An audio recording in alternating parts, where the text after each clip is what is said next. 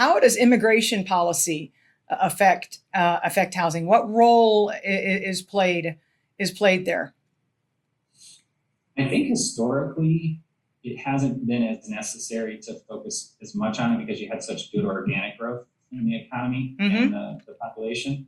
But I think it's turned into a point where it's going to be the utmost factor moving forward. Because, as I mentioned, the domestic population is going to be shrinking by the end of the decade.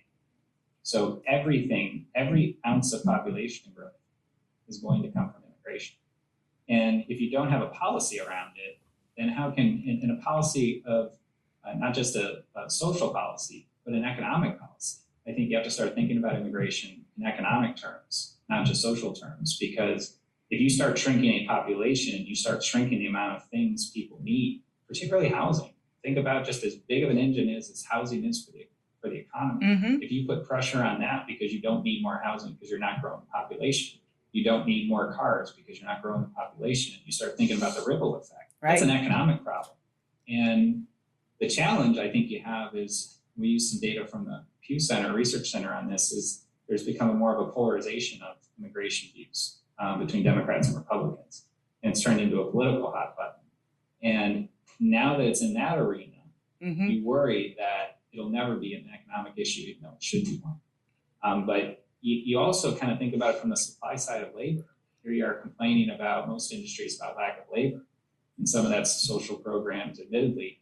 But there's going to be, there could be a solution on both ends. If you had a policy around immigration to bring certain types of labor here, then you solve that problem alongside creating demand. So there's, probably shouldn't speak out of turn because I haven't done a ton of economic research on some of these things, but it just intuitively makes sense that if you had a policy around immigration, you can contribute to the population growth, as our country has forever, right? That's how we were built. That's how most of our population has. My grandparents came over on Ellis Island from Italy, so yeah, sure.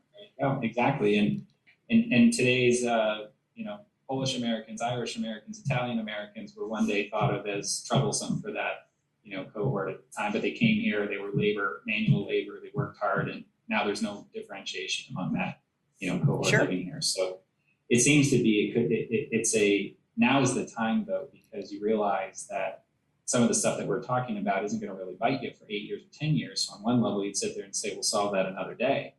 But at the same time, if you want to solve it by the end of the decade, you kind of have to start talking about some of that stuff now.